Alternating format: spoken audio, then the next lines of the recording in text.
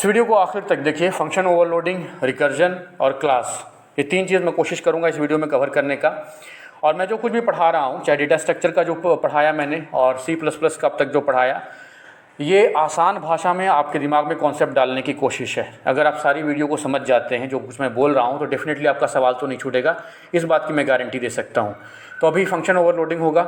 सबसे पहले कोई भी टॉपिक आप पढ़ रहे हैं, मैंने पहले भी ये बात कहा था, उसमें दो तीन चीज़ का आपको ध्यान रखना है। पहले तो उसकी बेसिक डेफिनेशन क्या है। फंक्शन ओवरलोडिंग अगर पढ़ रहे हैं तो आपको समझ होना चाहिए कि फंक्शन ओवरलोडिंग है क्या, इसका पर्पस क्या है, क्यों करते हैं फंक्शन ओवरलोडिंग, इसके एडवांटेजेस क्या हैं, क्या इसके प्रोज हैं, क्या कुछ कॉन्स भी हैं, क्या इसके अलावा प्रोग्राम में इस चीज़ को कैसे यूज़ करते हैं। तो ये 3-4 टॉपिक अगर आपने कर लिया किसी भी पर्टिकुलर, चाहे फंक्शन ओवरलोडिंग हो, इनहेरिटेंस है, कुछ भी, आपका सवाल नहीं छूट के जाएगा। मैं वही कोशिश कर रहा हूँ। तो फंक्शन ओवरलोडिंग अभी का टॉपिक है। देखिए यहाँ पर क्या लिखा हुआ है। विद, पहले अंग्रेजी में पढ़ता हूँ फिर मैं हिंदी में बताऊँगा। With function overloading multiple functions can have the same name with different parameters, है ना। एक प्रोग्राम है, उसमें आप फंक्शन डिक्लेयर कर रहे हैं, आपको 10 जगह पर फंक्शन डिक्लेयर करने की ज़रूरत आ रही है। आप ऐसा मत कीजिए, आप एक ही फंक्शन डिक्लेयर कीजिए और उसमें पैरामीटर अलग अलग पास करवाते चलिए। लेकिन इसकी एक शर्त भी होती है कि जब कभी भी फंक्शन ओवरलोडिंग कर रहे हैं, तो जब मतलब लॉजिक अगर बदल रहा है, मान लीजिए एक फंक्शन में आपको एडिशन करना है, दूसरे में सब्ट्रैक्शन करना है, तो ये नहीं होगा, ये पॉसिबल नहीं है। ये सिर्फ तभी पॉसिबल होता है जब लॉजिक सेम रहता है, लेकिन जो पैरामीटर आप पास कर रहे हैं, जो डेटा टाइप आप पास कर रहे हैं, वो जब चेंज होने लगता है, तो वैसी कंडीशन में ही फंक्शन ओवरलोडिंग कर सकते हैं। मेरी बात नहीं समझ में आई तो पीछे मुड़ के फिर से वीडियो को बैक करके समझिए बात को जो मैंने कहा है। यही इसी तरह के सवाल आपसे पूछे जाएंगे। खैर, अब फंक्शन ओवरलोडिंग की तो एक बेसिक आइडिया आपको हो गया। फंक्शन ओवरलोडिंग करते क्यों है, क्या इसका एडवांटेज है, ये तो समझ गए आप कि एक फंक्शन का नाम एक ही रखा जाएगा पर उसमें पैरामीटर अलग अलग पास करवा देंगे, यही फंक्शन ओवरलोडिंग है। लेकिन इसका एडवांटेज ये है, आपसे इस तरह का सवाल पूछा जा सकता है ऑप्शन में दे करके। सबसे पहले तो जो फंक्शन आप डिक्लेयर करेंगे उसके लिए मेमोरी एलोकेशन का काम एक ही बार होगा। एक बार आपने मेमोरी एलोकेट कर दिया, हो गया। दूसरा है कि अगर आप चाहें तो एक कॉम्प्लेक्स प्रोग्राम के अंदर 10 अलग अलग फंक्शन डिक्लेयर कर सकते हैं। ह्यूमन, देखिए मशीनों को फ़र्क नहीं पड़ता, आप 10 डिक्लेयर कीजिए या 15 डिक्लेयर कीजिए, मशीन अगर एरर फ्री प्रोग्राम है, मशीन सब समझ जाएगा, उसका आउटपुट भी दे देगा। ह्यूमन माइंड के लिए आसान यही है कि सिंगल फंक्शन ही डिक्लेयर किया जाए, उसमें पैरामीटर बदल बदल के पास करवाते रहे। मशीन को फ़र्क नहीं पड़ता है। तो कहने का मतलब है कि ह्यूमन माइंड के लिए रीडेबिलिटी बढ़ जाती है, रीयूजेबिलिटी बढ़ जाती है, मेमोरी का एफिशिएंट एलोकेशन होता है। ये सब फ़ायदा है फंक्शन ओवरलोडिंग का। अब एक प्रोग्राम के अंदर फंक्शन ओवरलोडिंग कैसे काम करता है वो मैं आपको दिखाता हूँ। एक प्रोग्राम आपने डिक्लेयर किया हैश इंक्लूड IO स्ट्रीम करके, उसके नीचे देखिए एक फंक्शन हमने डिक्लेयर किया INT PLUS फंक्शन FUNC, और ब्रैकेट के अंदर, छोटी ब्रैकेट के अंदर हमने जो पैरामीटर पास करवाया वो इंटीजर x एंड y है। प्रोग्राम के अंदर जब आए कर्ली ब्रेसेस में तो रिटर्न करवाया x + y, मतलब जो भी हम पैरामीटर पास करा रहे हैं, जो भी डेटा टाइप आप पास करवा रहे हैं इंटीजर, उसका x + y करके ये वाला फंक्शन जो है रिटर्न करके दे देगा। जो आप पास कराएंगे उसको जोड़ करके दे देगा। अब इसी नाम से PLUS FUNC, इसी नाम से हमने एक और फंक्शन डिक्लेयर किया, लेकिन अब क्या है, डेटा टाइप बदल दिया। पहले इंटीजर था, आप डबल कर दिया, डबल मतलब डेसिमल वाला, हाँ, तो पहले इंटीजर था, आप डबल कर दिया। तो देखिए डबल लिखा हुआ है पहले नीचे वाला फंक्शन में देखिए, उसके बाद अंदर भी XX y लिखा हुआ है और रिटर्न क्या करवा रहे हैं, x + y।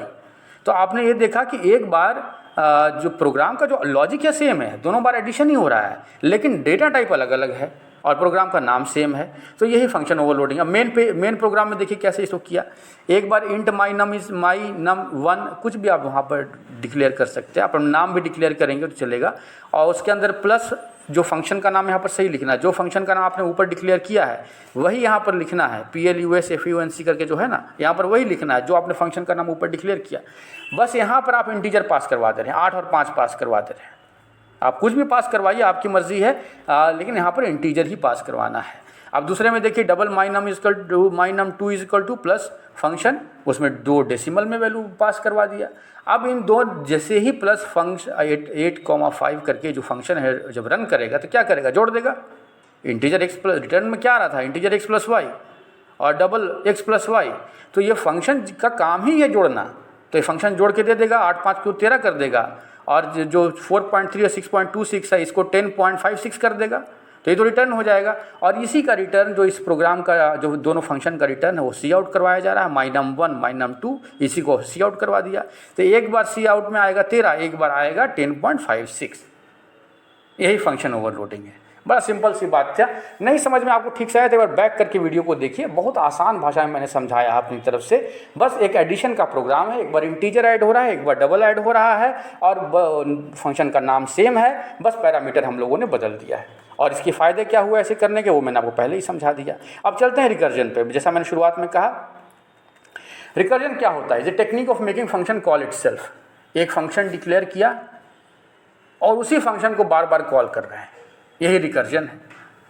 रिकर्जन के बारे में, रिकर्जन आइटरेशन डेटा स्ट्रक्चर में भी हम लोग पढ़ चुके हैं ना, कि एक फंक्शन आपने डिक्लेयर किया, उसको कॉल कर रहे हैं बार बार, यही रिकर्जन है, बार बार मुड़ के आ रहे हैं। तो कैसे होगा भाई प्रोग्राम के अंदर, वो देखिए। आपने प्रोग्राम शुरू किया हैश इंक्लूड आईओ स्ट्रीम करके, उसके अंदर देखिए मेन प्रोग्राम में, सॉरी यहाँ पर जो हम लोग फंक्शन डिक्लेयर कर रहे हैं, फंक्शन का नाम क्या है? SUM। इंटीजर क्या पास कर रहे हैं? के। इंटीजर सम इंट के, सबसे ऊपर देखिए एक फंक्शन डिक्लेयर किया है, उसके अंदर कर्ली ब्रेसेस में अंदर जा करके अगर के की वैल्यू 0 है तो फिर अंदर जाएगा ब्रैकेट में और रिटर्न क्या किया करेगा? के प्लस सम के -1। अब फिर सम पर आ गया। अब जब जैसे ही सम के -1 आएगा तो फिर से रिपीट करेगा अपने आप को फिर से, क्योंकि देखिए एक फंक्शन है, फंक्शन के अंदर हमने लॉजिक ऐसा लिखा है कि क्योंकि फंक्शन का नाम 2 बार यूज़ किया ना, ऊपर एक बार ऊपर सम किया, फिर नीचे अंदर जब कंडीशन में आए तो यहाँ पर भी सम लिख दिया, तो फिर से सम के -1 हो गया। तो के जब मान लीजिए पीछे 5 था तो यहाँ पर क्या हो गया? सम 4 हो गया। तो सम 4 को फिर ऊपर से चेक करके फिर रिपीट करेगा, फिर सम 3 पर आएगा। तो इसी तरह से ये रिपीट करता रहेगा, रिकर्जन यही है।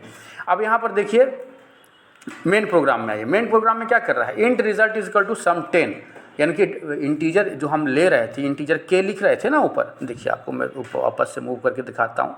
ये देखिए इंटीजर के लिख रहे थे, मेन प्रोग्राम के अंदर के की वैल्यू हमने क्या पास करवाया? 10, है ना।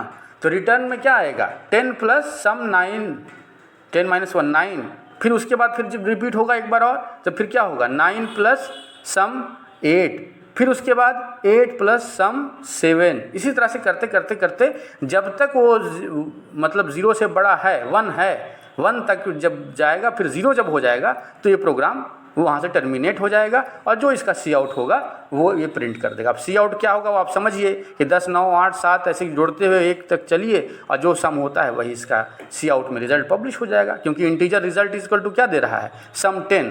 तो उसके फंक्शन में अगर सम नाम का जो फंक्शन है उसमें देखें कि किस तरह से के जब तक 0 से बड़ा है के तब तक ये सिलसिला जो है घुमा घुमा के बार बार ऐड करने का ये चलता रहेगा।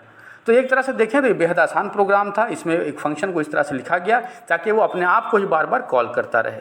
अभी के लिए बस मैं यहीं तक छोड़ देता हूँ और आगे फिर क्लास पर चलेंगे, फिर इनहेरिटेंस, पॉलीमॉर्फिज्म सब होगा, सब आसान भाषा में मैं आपको समझा दूंगा। पीछे का प्रोग्राम अगर आपने नहीं देखा है तो पीछे का प्रोग्राम जाकर के देखिए, वीडियो को शेयर कीजिए। Thank you.